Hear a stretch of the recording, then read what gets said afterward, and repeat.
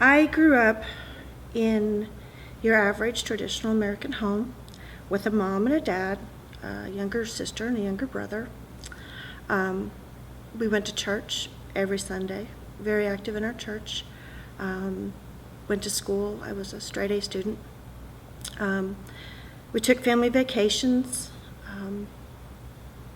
We looked like every other family. Unfortunately, at home, behind closed doors, our home was anything but.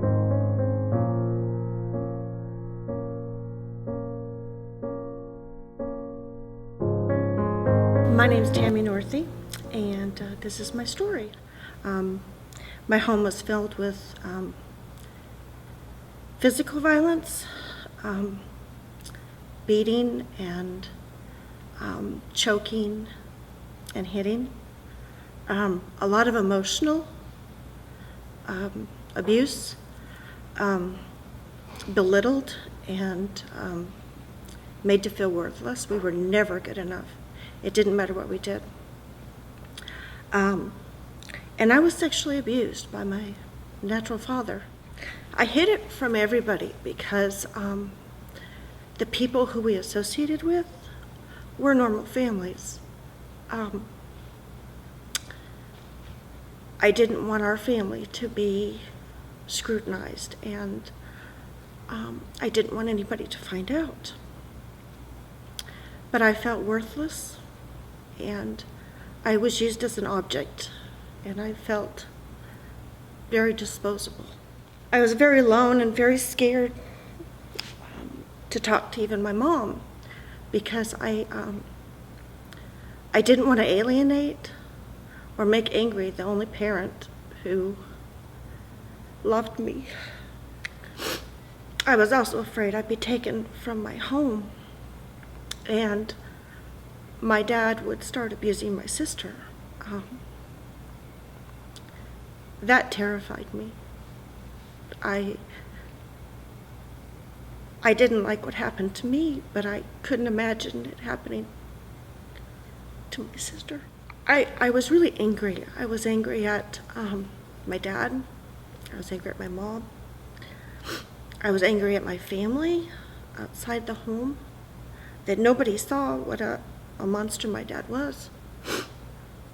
I was even angry at God. Going to church, we had been told and taught that God loves us.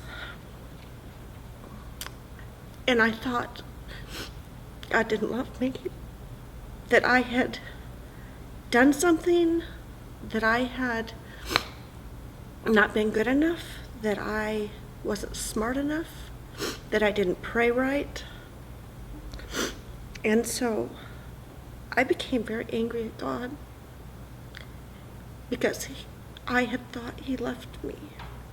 One day I realized that the only way I was going to escape was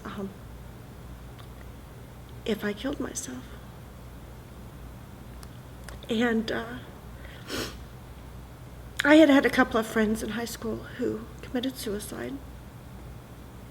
And I thought their pain had ended and they were free.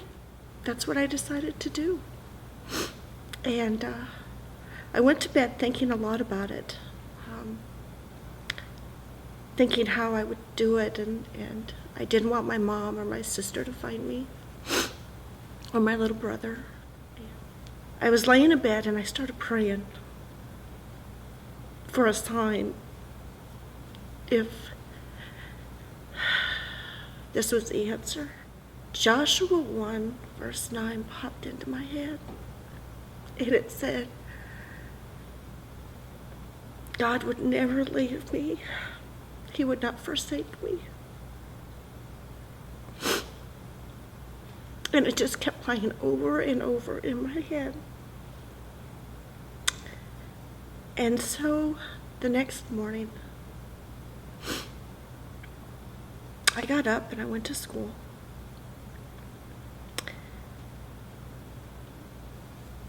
And I told somebody, and she didn't know what to do. Abuse wasn't talked about back in the 70s and 80s like it is today. So she gave me a number to call. And I went home and I called that number. And people came. Things got worse for a while. We had no home. We had no clothing. We had no food. We had no money. But God put people in our path. Friends from church. Friends of friends from church. Who eventually gave us some place to live. And a man who found us getting some things to eat out of a dumpster at the grocery store offered me a job. And God did take care of me. I realized then that I had never been alone, that God was right there beside me. It was me that, through my anger, I had shut God out. And with God's grace, I've been able to forgive my dad. I've never gotten an apology. But I forgive you. It was a peace for me. If anybody can learn anything through this, it's that you may be angry at God.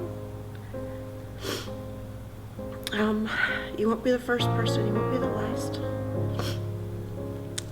But He will never leave you, ever. And that's my story.